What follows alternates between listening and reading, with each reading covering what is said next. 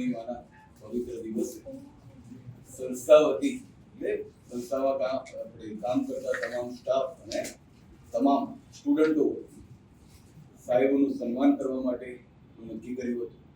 તો એમાં જ આજે આપણા વિવેક અમીન સાહેબ સન્માન કરવા માટે હું આવ્યો છું. તો તમામ તાળીઓના ગડગડાટથી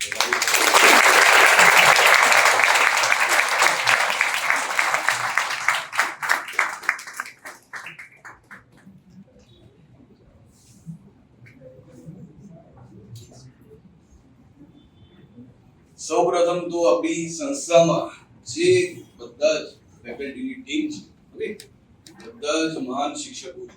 હું તો માત્ર એક કેપ્ટન તરીકે સંસ્થા ચલાવી રહ્યો છું. એવું પણ હોય છે કે ઘણા બધા સચિન તેંડુલકર છે, સહેવાગ છે, એ બધા કેપ્ટન તરીકે સફળ નથી રહ્યા, બરાબર છે. પણ દરેક પોતપોતાના ફિલ્ડમાં મહારત હાંસલ કરેલી છે, વિશેષજ્ઞ છે.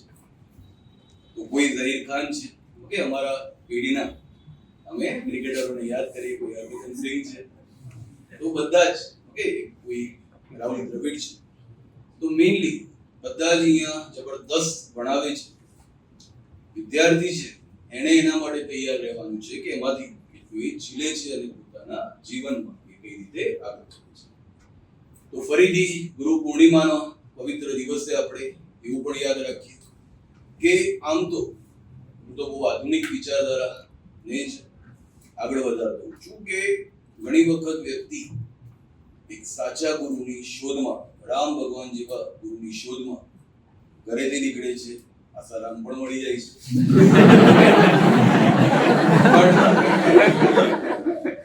એના કરતા સાચું જ્ઞાન શું છે કે તું જ તારો ગુરુ તારો.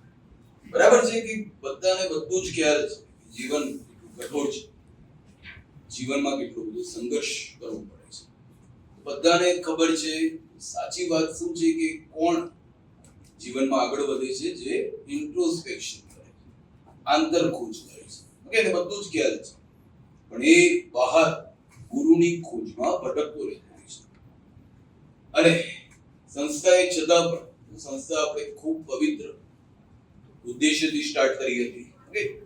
મેં મારી જોબ છે, પદ, પૈસો, પ્રતિષ્ઠા, પાવર, તમામ જે જોબ અને બધાની ડ્રીમ જોબ હોય છે, એના બદલે પણ ભણાવવાનું ફિલ્ડ ને સંસ્થા બીજું પણ આપણે કાર્ય કરીએ, પણ મેઇન હંમેશા ફોકસ કરીએ એ સંસ્થા પર કેમ હોય છે? જેથી આવનારી પેઢી, બરાબર છે, એનું એક સારી રીતે ઘડતર અને ચણતર થાય છે. ખૂબ ધ્યાન રાખ્યું છે. બધી જ જે કહેવાય ગુજરાતની સૌથી શ્રેષ્ઠ જે કહેવાય ફેકલ્ટી, ગુરુજન, એને આપણે ભેગા કર્યા છે. અને બે બધા જ જેટલું પીરસી શકાય એમના જેટલા પણ એમની પાસેના હથિયાર એ બધું જ આપી દીધા છે. ક્યારેય પણ કદી કોઈને સંસ્થામાંથી એવું નથી કીધું કે તમે ઝડપથી કોર્સ બતાવો, અને બધાને અહીંયા ગ્રો થવા માટેનું પ્લેટફોર્મ પણ આપ્યું છે. બધાની પોતપોતાની ફેન ફોલોઈંગ છે, અને બધા એના માટે કામ કરી રહ્યા છે. અને બીજું એ સંસ્થા એ પણ ધ્યાન રાખ્યું છે કે ક્યારેય પણ વ્યક્તિ છે એ ચંદ્રગુપ્ત મૌર્ય બનીને આવે. સાહેબનું હિસ્ટ્રી છે તો આપણે એનાથી ચર્ચા કરી. તો સંસ્થા હંમેશા ચાણક્ય, કૌટિલ્ય કે વિષ્ણુગુપ્ત ની જેમ એને ગાદી પર બેસાડે, આપણું સામ્રાજ્યનો સ્થાપક બનાવે.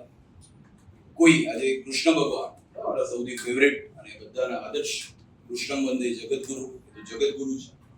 તો કૃષ્ણ ભગવાન ને પણ આપણે યાદ કરીએ કે કોઈ અર્જુન બનીને આવે તો કુરુક્ષેત્રમાં આપણે કૃષ્ણ ભગવાનની જેમ એને આગળ વધારીએ. પછી અલગ છે, યુગ અલગ છે, પેઢી અલગ છે, 21મી સદી અલગ છે. કોઈ ચંટુ બંટુ બનીને આવે, કોઈ બંટી બબલી બનીને આવે, તો એના માટે પણ અમારે થોડી તૈયારી રાખવી પડે છે. પણ જે પવિત્ર ઉદ્દેશ્ય છે શિક્ષા, એના માટે સંસ્થાએ તમામ પ્રયાસ કર્યા છે. એટલા બધા વિદ્યાર્થી એના કારણે આજે પોતાનું લક્ષ્ય છે એ પ્રાપ્ત કરી શક્યા છે. અને તમે પણ દિવસ રાત મહેનત કરો. મેં તો કીધું જ છે કે અપદીપો ભવ, સ્વયં જ પ્રકાશિત થવાનું છે. સ્વયંનું જીવન છે, સ્વયંનો સંઘર્ષ છે. સ્વયં જ જ્યારે સફળતા મેળવશે તો નામ પણ સ્વયંનું જ રોશન થવાનું છે. બરાબર છે. પછી આવે છે માતા પિતા, પરિવાર, સમાજ, જાતિ, વિસ્તાર.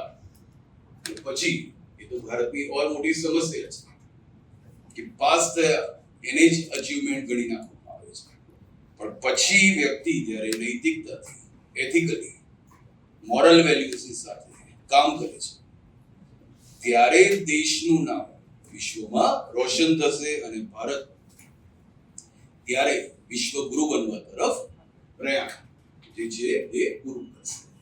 તો બધા જ વિદ્યાર્થીઓ વતી આજે ઓકે ફરીથી સરનો પણ અમે આભાર વ્યક્ત કરીએ છીએ કે ખૂબ જબરદસ્ત રીતે એ તૈયાર કરી રહ્યા છે. Thank you so much.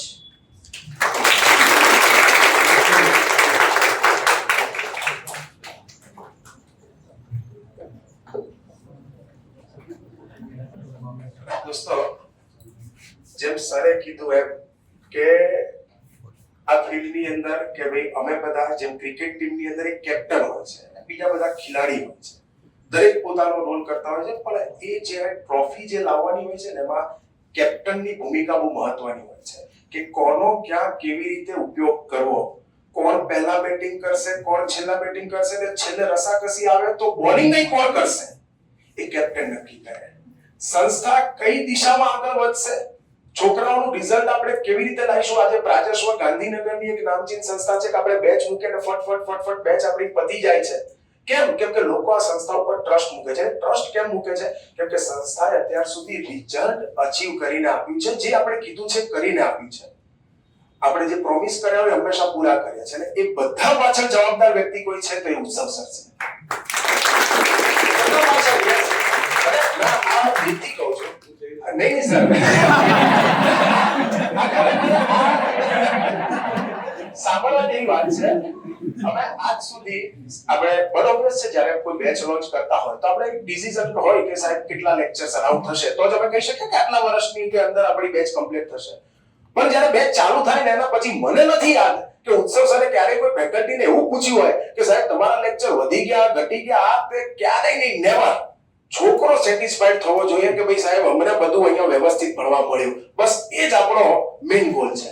કેમ કે જો છોકરો સેટિસ્ફાઈડ હશે, સારું ભણ્યો હશે તો કદાચ કોઈને વહેલા સફળતા મળશે, કોઈને પછી મળશે, પણ મળશે ખરા. અને સંસ્થાને હંમેશા યાદ કરશે. અને એ બધું વિઝન સાહેબનું છે કે સાહેબ છોકરો ખુશ થવો જોઈએ કે અહીંયાથી નીકળે એટલે જો હવે અમે કહું છે કે 100 છોકરા હોય ને તો 100 માંથી 1-2 તો હોય આના ફાટેલા કે એને તમે ગમે તેવું આપો તો એને તમે ગમે તેવું આપો તો એ ખુશ ના જ હોય. એ પેલા હોય ગમે તેટલું સારી સબ્જી બને તો કે આજે મીઠું ઓછું છે, આજે મીઠું વધુ છે, આ છે તે છે, એવા 1-2 જણા. પણ બાકી આજ સુધી સંસ્થામાંથી લગભગ એમ નથી બન્યું કે કોઈ અનસેટિસ્ફાઈડ ગયો. એ જસ્ટ બીકોઝ ઓફ ઉત્સવ સર. આજે કોઈ છોકરો જાય કે સાહેબ અમને આ સબ્જેક્ટની અંદર હજુ તકલીફ પડી છે, વાંધો નહીં, આ બીજી બેચમાં ફરીથી બેસી જાય, સબ્જેક્ટ ભણી લે. અને બધા એ વસ્તુના લીધે જ આજે છોકરાઓ કે બીજા 2 જણાને મોકલે કે ભાઈ ત્યાં જા પ્રાજેશમાં, અને સરના લીધે. તો સર માટે ખાસ કરીને તાળીઓ દોસ્તો.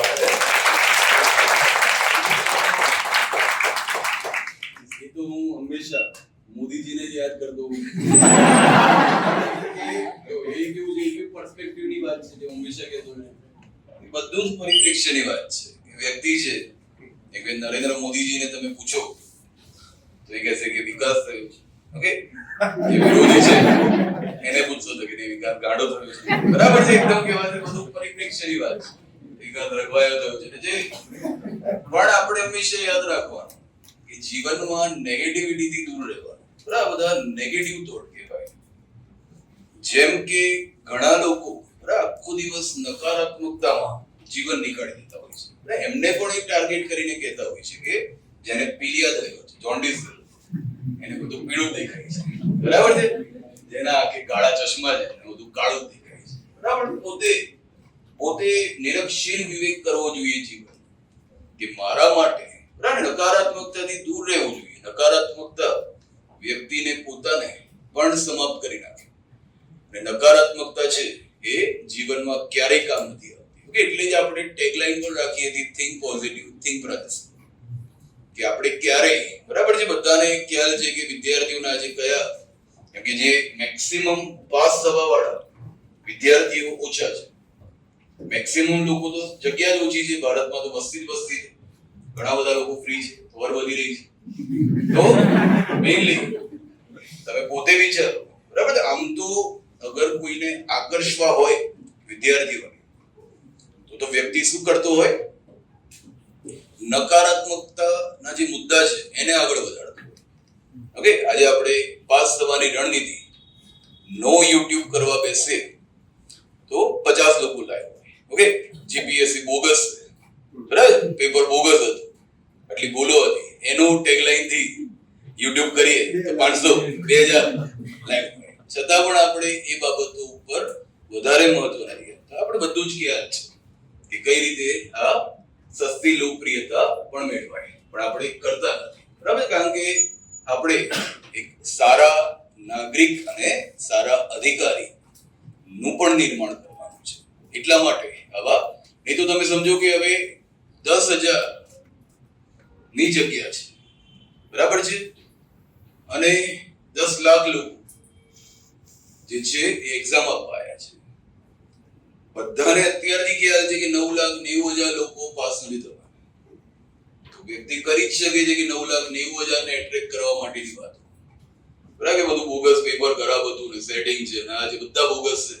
ઓકે, સરકાર બોગસ, સંસ્થાઓ બોગસ, જીપીએસસી બોગસ, ગૌણ સેવા બોગસ, હું જ એક સારો છું, બરાબર છે. પણ એ બાબતોથી ઓકે અત્યારે ઘણી વાર સારું લાગે, તો ભવિષ્યમાં જ્યારે તમે વિચાર મંથન કરો ત્યારે તમને ખ્યાલ આવે કે આવી બધી બાબતોમાં તમે સાઇડલાઇન થઈ જાવ છો અને જે મૂળ લક્ષ્ય છે એનાથી ભટકી જાવ છો. એટલા માટે આપણે એ બધાને પણ વધારે મહત્વ નથી આપતા અને હંમેશા ઓકે જીવનમાં આગળ વધવું હોય તો પોઝિટિવ બનવું જરૂરી છે. Okay, thank you so much sir. Continue કરો.